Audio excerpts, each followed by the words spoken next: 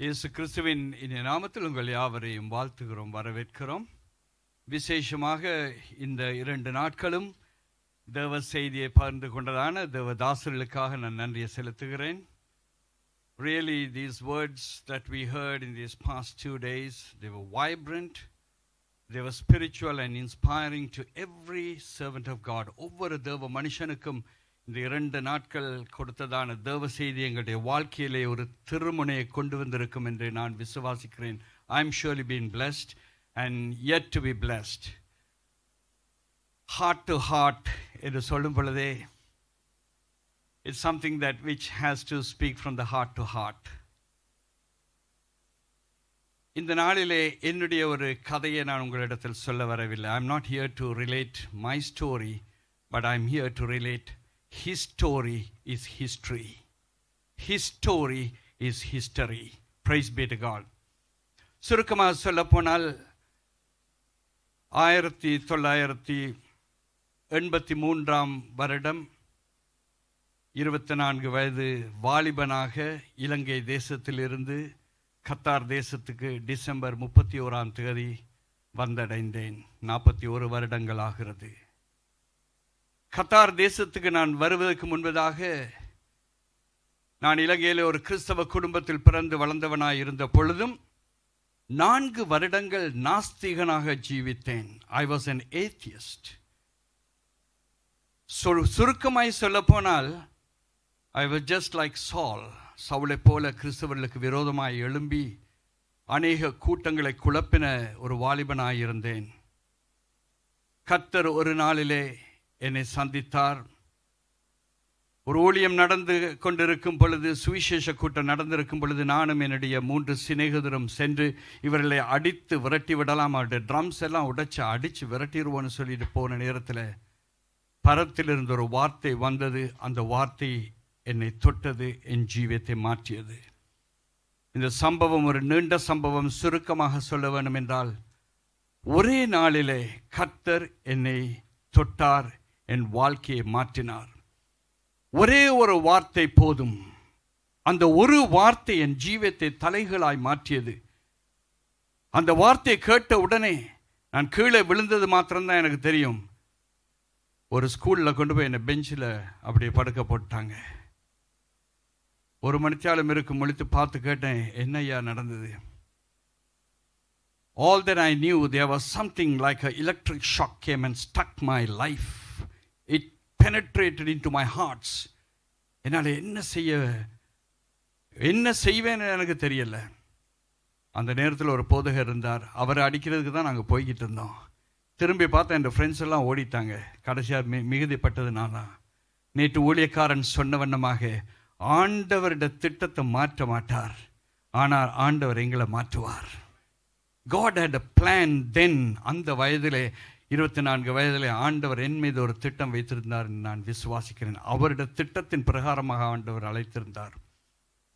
மனம் திரும்பினேன். நாட்கள் கடந்து சென்றது. ஞானஸ்நானம் எடுத்தேன், அபிஷேகம் பெற்றேன். சரியாக 10 மாதங்கள் தான் இலங்கையில் இருந்தேன். நான் தீர்மானம் எடுத்த உடனே நான் ஒரு தீர்மானம் வச்சேன் ஆண்டவர்கிட்ட, ஆண்டவரே, இந்த உலகத்தில் எந்த பாகத்தில் நான் இருந்தாலும், wherever I am, I want to be a witness for you.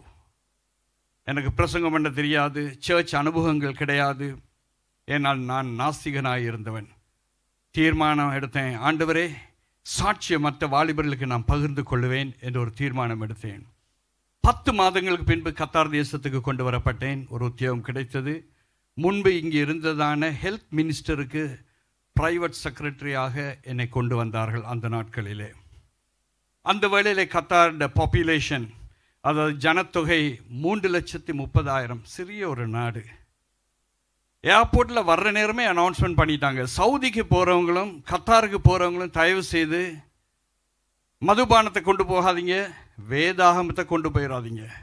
கொண்டு போனால் அங்கே ஏர்போர்ட்டில் வச்சே either they will deport you back, இல்லாவிட்டால் சிறையிலே போட்டு விடுவார்கள். நான் விசுவாசியாக இருந்தபடியால் ஒரு தமிழ் வேதாகமத்தையும் ஒரு சின்ன ஆங்கில வேதாகமத்தையும் விசுவாசத்தோடு போட்டுட்டு வந்துட்டேன். தீர்மானம் எடுத்துட்டேன், ஆண்டவரே, கடைசி வரையும் உமக்காக நிற்பேன், நீங்கள் எனக்காக நிற்பீங்கன்னு எனக்கு தெரியும் ஆண்டவரே. என்ன நடந்தாலும் பரவாயில்லைன்னு போட்டுட்டு வந்தேன். கர்த்தர் என்னை பாதுகாத்து வெளியே கொண்டு வந்தார். இங்கே வந்து பார்த்தா ஊழியக்காரன் சொன்ன மாதிரி எவ்ரிதிங் இஸ் ட்ரைட் அப், எல்லாம் காய்ந்திருந்தது. ஒரு சபையை தேடி பார்த்தேன், ஒரு சபை இல்லை. 2-3 மலையாள சர்ச்சஸ், அதாவது குரூப்ஸ், 10 பேர் 15 பேர் சேர்ந்து வீடுகளில் கூடுகினார்கள். போனால் எனக்கு பாஷை தெரியாது, என்ன பண்ணுறது? தமிழ் ஆராதனை இங்கே இருக்குமான்னு பார்த்தேன். ஆவிக்குரிய சபைகள் ஒன்றுமே கிடையாது அந்த நாட்களில். கத்தாரில் ஒரு கத்தோலிக்க சபை இருந்தது, அதுவும் ஆங்கிலத்தில் தான் நடந்துச்சு. நான் யோசித்தேன், ஆண்டவரை எங்கே போய் அவங்க ஆராதிக்க? மலையாளம் சர்ச்சுக்கு 2-3 முறை போனேன், பாஷை புரியல. ஆண்டவர் சொன்னார், உன்னை இங்கே கொண்டு வந்த ஒரு நோக்கம் உண்டு. ஜெபிக்க ஆரம்பித்தேன். என் room I was a bachelor at the time. என் ரூமில் இருக்கிற மற்றவங்களுக்கு சுவிசேஷம் சொன்னேன். 2 பேர் இயேசு ஏற்றுக்கொண்டாங்க, இன்னும் 2 பேர் எனக்கு விரோதமாக வந்தாங்க. அடுத்த அறையில் இருக்கிற 2 பேருக்கு சுவிசேஷம் சொன்னேன், அதில் ஒரு ஆள் ஏற்றுக்கொண்டார், ஒரு ஆள் எனக்கு விரோதமாக வந்தார். நாங்கள் 3 பேரை சேர்ந்து அறையில் ஜெபித்தோம். அந்த வேளையில் இலங்கையை சேர்ந்த ஒரு முஸ்லீம் சகோதரன் எந்த அறையிலே இருந்தார்.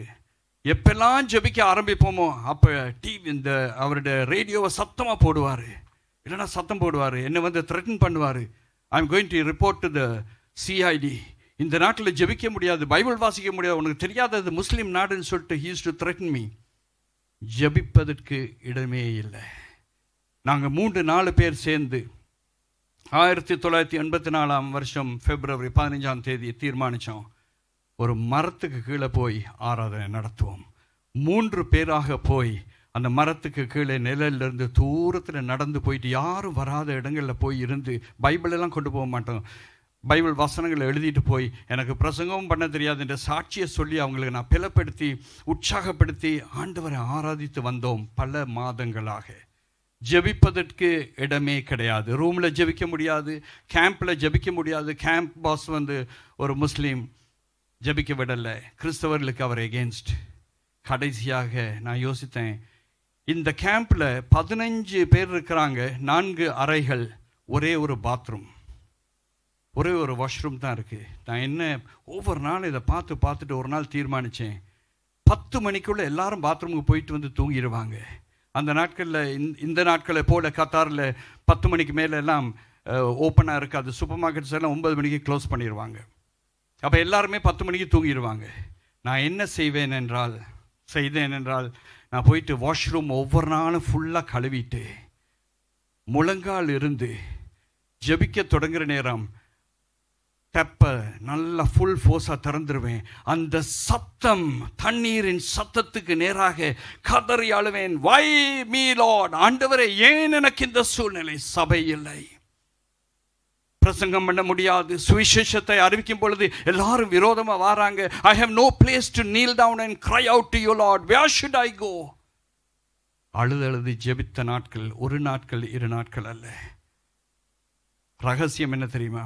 3.5 வருடங்கள், 3.5 years, ஒவ்வொரு நாளும் இரவு 10 மணியிலிருந்து 11 மணி வரைக்கும் குளியர் அறையில் ஜெபித்தேன். ஆனால் இந்த 3.5 வருடங்களும் 10லிருந்து 11 மணி வரைக்கும் ஒருத்தரும் அது கதவு தட்டினது கிடையாது.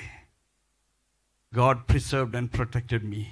அந்த வேலையில் தான் நான் தீர்மானம் எடுத்தேன், இந்த சின்ன சபையாகிய 6-7 பேர் இருக்கிற சபைக்கு ஒரு பேர் வைப்போம், எல்பெத்தேல், இது தேவனுடைய வீடு.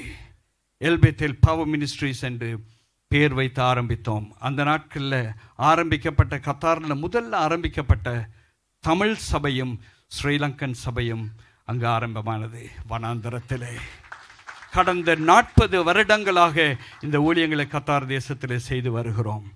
துன்பத்தின் மத்தியிலும் போராட்டத்தின் மத்தியிலும் ஊழியக்காரர்கள் சொன்ன வண்ணமாக கிழிக்கப்பட்டோம். நான் கிழிக்கப்படல, ஆனால் உடைக்கப்பட்டேன். I was broken into pieces. Literally every day I was broken. வேலை செய்கிற இடத்துல 3 மாதங்கள் வேலை செஞ்ச பிறகு அந்த ஹெல்த் மினிஸ்டருக்கு தான் நான் வேலை செஞ்சேன். ஹெல்த் மினிஸ்டரோட வேலை போயிடுச்சு.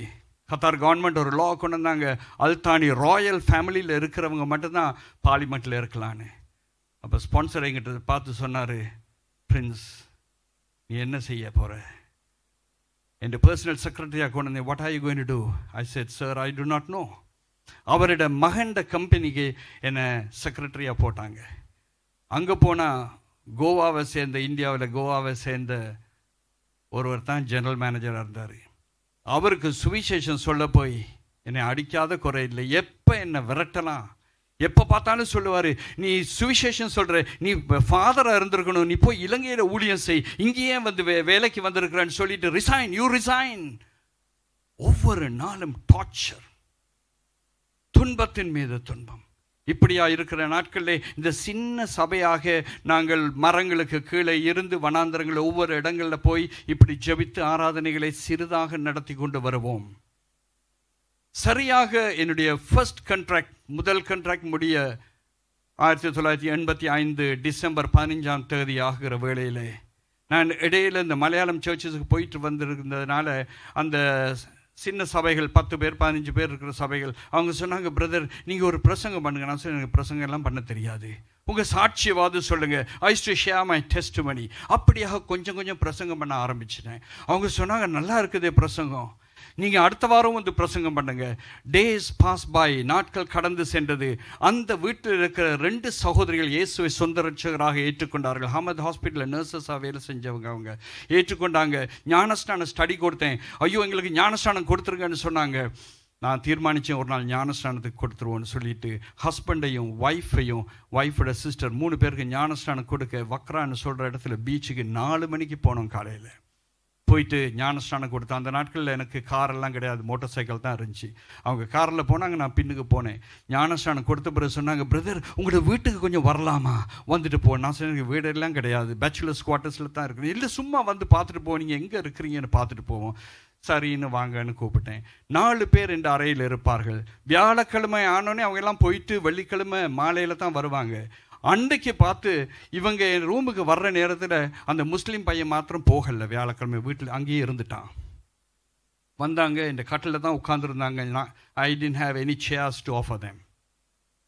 ஒரு 5 நிமிஷம் பேசிட்டு சரி ஜெபிங்க அப்படின்னு சொன்னாங்க. நான் ஜெபிக்க ஆரம்பித்தேன். அந்த முஸ்லீம் என்னோடு இருந்து, அவர் நல்ல அன்பாக என்னோட பழகிறவர், ஜெபிக்க ஆரம்பிச்சிடணும். அவருக்குள்ளே ஒரு ஆவி சத்தம் போட தொடங்கிட்டாரு. I am going to report to the CID right now. இப்போ நான் சிஐடிக்கு உன்னை இன்ஃபார்ம் பண்ண போகிறேன், எல்லாரையும் கொண்டு போய் ஜெயிலில் போடுவேன், நீ மதம் மாற்றுறியான்னு சொல்லிட்டு சத்தம் போட்ட உடனே இவங்க பயந்துட்டு ஓடிட்டாங்க. நான் கண்ணீர் விட்டேன். ஆண்டவரே, ஏன் ஆண்டவரே உம்முடைய ஊழியத்தை செய்த எனக்கா இந்த வேதனை? கண்ணீரோடு இருந்தேன், கவலையோடு இருந்தேன். அன்னைக்கு ராத்திரியும் 10 to 11 மணி வரைக்கும் ஜெபிச்சேன். அடுத்த நாள் நான் வேலைக்கு போகும் பொழுது 1985 டிசம்பர் 15 10 மணிக்கு ஹெச்ஆர்லேருந்து எனக்கு ஒரு கடிதம் கொடுக்கப்பட்டது. யூ ஹவ் பீன் டெர்மினேட்டட், வேலை நீக்க கடிதம் கிடைத்தது.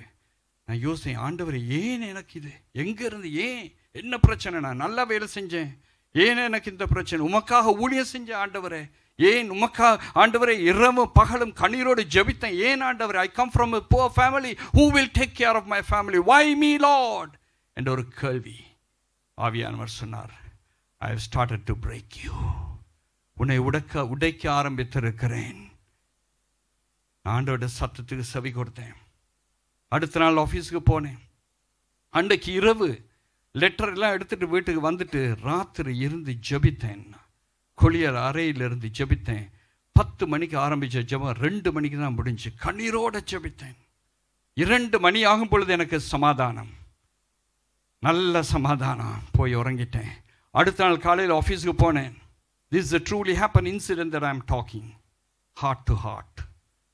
அருமையான தேவஜனமே, 11 மணிக்கு என் ஸ்பான்சர் வந்தார். என்னை கூப்பிட்டாரு, Prince come here, did you receive the letter? கடிதம் கிடைச்சதான்னு கேட்டார். நான் சொன்னேன், எஸ் சார். அதில் என்ன எழுதியிருக்கு? We are excess staff, therefore we are terminating some of the staff and you have been retrenched. You are one among them. நீ ஒரு ஆள், ஆட்கள் கூடனால ஒரு ஆளை வெளியாக்குறோம், நீரும் ஒரு ஆள் தான். அப்போ நான் சொன்னேன், சார் இப்படி தான் எழுதியிருக்கு, but I know that this is not the reason. உடனடியாக அவர் கத்தரி எழுமினார். சீட்லேருந்து வந்து பக்கத்தில் வந்து சொன்னார், do you know that this is a Muslim country? இது ஒரு இஸ்லாமிய நாடு, உனக்கு தெரியுமா தெரியாதா? அந்த நாட்களிலே சவுதி அரேபியாவின் ஆளுகைக்குள்ளே, சவுதி அரேபியாவின் ஷரியா லா, அந்த ஆளுகைக்குள்ளே தான் கத்தார் இருந்தது. யாராவது மதம் மாற்றி ஞானஸ்நானம் கொடுத்தா அவங்கள உடனடியாக 1 வருடம் சிறை தண்டனை. அதுக்கு பிறகு they will deport them. உனக்கு தெரியுமா இது ஒரு முஸ்லீம் நாடு, நீ மதம் மாற்றினு சொன்னது தான் எனக்கு ஞாபகம் வந்துச்சு. என் ரூம்மேட் போய் ரிப்போர்ட் பண்ணிட்டான். I said yes sir I know. நீ நல்ல ஒர்க்கராக இருக்கிறபடியால், நல்ல ஊழியக்காரனாக இருக்கிறபடியால், நீ உன் வேலையில் பிரச்சனை இல்லாதபடியால் தான் நான் யோசித்தேன், without casting you in the prison நான் உன்னை அதை நாட்டை விட்டு அனுப்ப தீர்மானித்தேன். நான் சத்தமில்லாமல் இருந்தேன். திரும்ப கிட்டத்தில் வந்தார், வந்து சொன்னார், I want to tell you something more. இன்றைக்கு காலையில் 2 மணி வரைக்கும் எனக்கு தூக்கமே வரல. யாரோ என் இருதயத்தில் சொன்னது, I want to keep you back here, I want to retain you here. நான் உடனே கையை வைத்து சொன்னேன், சார் இது யாரும் இல்லை, என் பரலோகத்தின் தெய்வம் என்று சொன்னேன். ஆண்டவர் பேசியிருக்கிறார். 2 மணி வரைக்கும் குளியர் அறையில இருந்து நான் முழங்கால் படியிட்டு என் பரலோக தெய்வத்தை நோக்கி கதறுகிற அதே வேளையிலே இயேசு சுவாமி இந்த மனுஷனுடைய இருதயத்தில் பேசினார். எனக்கு ஒரு உற்சாகம் வந்து விட்டது. நான் யோசித்தேன், இப்பதான் the real ministry is going to begin. Hallelujah. எத்தனை தடைகள் வந்தாலும் என் தேவன் என் ஜெபத்துக்கு பதில் கொடுக்கிறார் என்று ஒரு தீர்மானம் எடுத்தேன். உற்சாகமாக இன்னுமாக ஊழியங்களை செய்ய ஆரம்பித்தேன். கூப்பிட்டார் HR மேனேஜரை. நேற்று அந்த விசாவை கேன்சல் பண்ண சொன்னேன், கேன்சல் பண்ணாதேன்னு சொன்னார். சொன்னேன், சாரி சார், நீங்கள் சொல்லி 1 ஹவர்லேயே கேன்சல் பண்ணியாச்சு. உடனடியாக ஸ்பான்சர் அவரோட காரில் ஏற்றிட்டு போய் இமிக்ரேஷனுக்கு போயிட்டு இமிக்ரேஷன் ஆஃபீஸரோட பேசி தவறுதலாக இந்த விசாவை கேன்சல் பண்ணிட்டோம், அக்காமாவை கேன்சல் பண்ணிட்டோன்னு அடுத்த பேஜில் எனக்கு விசாவை அடித்து தந்தார்கள். 40 வருடங்கள் கடந்து சென்று விட்டது. என் தேவன் மாறாதவராக இருக்கிறார். அவருடைய திட்டம் இன்னும் மாறவில்லை. His plans have not been changed, but God changed my life. God proved He is a living God. அன்றைக்கு எனக்கு ஒரு வல்லமை வந்தது. என்னன்னா, ஆண்டவரே என் ஜெபத்துக்கு பதில் கொடுக்கிறவர், என்னை காண்கிற தேவன் நீராய் இருக்கிறீர். ஹல்லேலூயா. அது குளியர் அறையிலா இருக்கலாம், ஆலயத்தில் இருக்கலாம், வனாந்தரத்தில் இருக்கலாம். when I pray, heaven sees and hears my cry. உற்சாகமாக ஊழியங்களை செய்தோம். சபையை கட்டி எழுப்ப முடியவில்லை. எங்களுக்கு ஜெப அறை ஒன்று இருக்கல. இலங்கைக்கு 3 வருடங்களுக்கு பின்பதாக சென்று திருமணம் முடித்த என் மனைவியை கொண்டு வந்து ஒரு பெரிய வீடு ஒன்று எடுத்து பெரிய ஹாலோடு எடுத்தோம். ஃபர்னிச்சர்ஸ் ஒன்றும் போடலை, எல்லாம் சவுண்ட் ப்ரூஃப் பண்ணணும். எங்களோட விண்டோஸ் டோர்ஸ் எல்லாத்தையும் சவுண்ட் ப்ரூஃப் பண்ணி அங்கே சபையை ஆரம்பித்தோம். இங்கே இருக்கிற சில தமிழ் போதகர்கள் அந்த சபையில் வந்து கலந்து கொண்டவர்கள் தான். ஆமென். ஹல்லேலூயா. 26 வருடங்கள் கத்தாரில் நாங்கள் we did a secret ministry, underground church. God preserved and protected. கர்த்தர் நல்லவர். ரகசியம் என்ன தெரியுமா? நாங்கள் 2nd ஃப்ளோரில் தான் எங்களோட சர்ச் நடந்துக்கிட்டு இருக்கோம், சர்ச் ஹால் நடந்துக்கிட்டு இருக்கோம். ஆனால் கிரவுண்ட் ஃப்ளோரில் சர்ச் ஹாலுக்கு நேராக கீழே வீட்டில் இருக்கிறது யார் தெரியுமா? அந்த பக்கத்தில் இருக்கிற மாஸ்கிட முத்தவா. என்னை அடிக்கடி பார்ப்பான். மேல ஆராதனை பண்ணிக்கிட்டு இருப்போம், கீழே முத்தவா தூங்குவாரு. ஒரு வார்த்தை, ஒரு டெலிஃபோன் கால் சிஐடிக்கு கொடுத்தா எங்களை எல்லாரையும் கொண்டு போய் ஜெயிலில் போட்டுருவான். அந்த சூழ்நிலையிலும் அந்த அக்கினியின் மத்தியிலும் என் தேவன் ஜீவனோடு குழந்தைங்களை பாதுகாத்தார். ஹல்லேலூயா. கர்த்தருடைய தீர்மானத்தை யாரால மாற்ற முடியாது. ஹல்லேலூயா. கர்த்தர் மகத்தான காரியங்களை செய்தார். இன்னொரு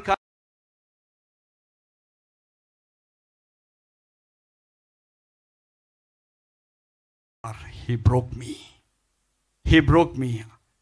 ஒவ்வொரு ஏரியாலையும் ஆண்டவர் உடைச்சாரு. சபையில் ஜனங்கள் எப்படி வருவாங்கன்னா 1 to 1.5 hours 2 பேராக கொண்டு வருவோம். சபையில் 2 செக்யூரிட்டி மாதிரி நிப்பாட்ட வைப்பேன். 2 பேர் பேக்கில் சுற்றிக்கிட்டு பைபிளை கொண்டு வருவாங்க. முடிஞ்சு போகிற நேரம் 2 பேராக தான் போவாங்க. இப்படியாக 26 வருடங்கள் நாங்கள் ஊழியங்களை செய்தோம். இன்னும் அநேக காரியங்களை சொல்லலாம். நான் சுருக்கமாய் சொல்லி முடிக்க விரும்புகிறேன். உபத்திரவங்கள், ஒவ்வொரு நாளும் உபத்திரம், வேலையில் உபத்திரவம், ஜனங்கள் மத்தியில் உபத்திரவம், சொந்தக்காரர்கள் மத்தியில் உபத்திரவம், மேல் அதிகாரிகளோட உபத்திரவம். நொறுக்கப்பட்டேன். ஒவ்வொரு வேளையிலும் கர்த்தர் நொறுக்கும் பொழுது ஒரு காரியத்தை நான் அறிந்து கொண்டேன் தெரியுமா? When God breaks you, He makes you. அவர் நொறுக்கும் பொழுது உங்களை உருவாக்குகிறார், உடைக்கிற வேளையிலே உருவாக்குகிறார் என்று அறிந்து கொண்டேன். மத்தேயு எழுதின சுவிசேஷம் 14ஆம் அதிகாரத்தில் பார்க்கிறோம். இயேசுவின் சீஷர்கள் அவர் கரத்தில் கொண்டு வந்து 5 அப்பங்கள் 2 மீன்களை கொடுத்த உடனே அவர் ஆசீர்வதித்து ஜெபித்து முதல் செய்த காரியம் என்ன தெரியுமா? He broke it. He broke it. If we allow the Lord to break us, He will multiply. அவர் பெருக பண்ணுவார். அவர் உடைத்தார். உடைக்கும் பொழுது வேதனையாய் இருக்கும், ஆனால் உருவாக்கும் பொழுது ஆசீர்வாதமாய் இருக்கும். ஆசீர்வாதம் மாத்திரமல்ல, உடைத்தவர்களுக்கு கொடுத்து என்ன செய்தார்னா அநேகருக்கு ஆசீர்வாதமாய் வாய்க்காலாய் மாற்றினார். ஹல்லேலூயா. ஒவ்வொரு முறையும் எனக்கு எகென்ஸ்டா வந்து ஊழியங்களுக்கு விரோதமாய் வந்து நாங்கள் நொறுக்கப்படும் பொழுது நான் முழங்கால் படிட்டு ஜெபிச்சு சொல்லுவேன், ஆண்டவரே அப்பா நீங்க என்ன நொறுக்குறீங்க அப்படின்னா you opening a new way. நாட்கள் கடந்து சென்றது. நாங்கள் தமிழ் சபையை ஆரம்பித்தோம், சிங்கள சபையை ஆரம்பித்து நடத்தி கொண்டு வந்த நாட்கள் கடந்து சென்று 13 வருடங்களுக்கு முன்பதாக நான் இன்னொரு சூழ்நிலையிலே நொறுக்கப்பட்டேன். அந்த வேளையில் ஆண்டவருக்கு எனக்கு தெரியும், ஆண்டவர் என்ன நொறுக்கிறார், ஏதோ ஒரு புதிய வழியை திறக்க போகிறான் என்று. அந்த வேளையிலே சர்வதேச ஆங்கில ஆராதனை கத்தாரில் ஆரம்பித்தோம். 9 நாடுகளில் இருந்து ஜனங்கள் எங்கள் சபைக்கு வருகிறார்கள். ஆங்கிலத்தில் நடத்துகிறோம். இன்னும் 4 வருடங்கள் கடந்து சென்ற பிறகு ஆண்டவர் இன்னொரு நொறுக்குதலை கொடுத்தார். உடைக்கப்பட்டேன். அந்த வழியிலே தெலுங்கு சபையை ஆரம்பித்தோம். 5 வருடங்களுக்கு முன்பு இன்னொரு பிரச்சனை கூடாக சென்றோம். ஆண்டவர் என்னை நொறுக்கினார். எத்தியோப்பியன் சபையை ஆரம்பித்தோம். இங்கிருந்து உலகெங்கும் அநேக ஊழியக்காரர்களும் சுவிசேஷங்களும் இன்று சென்று அநேக சபைகளை ஸ்தாபித்து இருக்கிறார்கள். கர்த்தருக்கு ஸ்தோத்திரம் உண்டாவதாக. 8 வருடங்களுக்கு முன்பதாக கானாவிலே 2 சபைகளும், கென்யாவிலே 3 சபைகளும், இலங்கையிலே 12 சபைகளும், இன்னும் எத்தியோப்பியாவில் ஒரு சபையில், இப்படியாக சபைகளை ஸ்தாபித்து வர கர்த்தர் கிருபை பாராட்டி இருக்கிறார். கர்த்தர் எங்களை உடைத்தால் உருவாக்குவார். Allow God to break you. The servants of God, the saints of God, ஊழியக்காரர்களே, பரிசுத்தவான்களே, நீங்கள் ஆண்டவர் உங்களை உடைக்க உடன் கொடுத்தால் நான் சொல்ல வந்த காரியம் என்றால் அடுத்தது உங்களை பகிர்ந்து கொடுப்பார். He will expand you. விரிவாக்குவார். இப்படியாக ஊழியங்களை செய்து வருகிறோம். ஊழியக்கார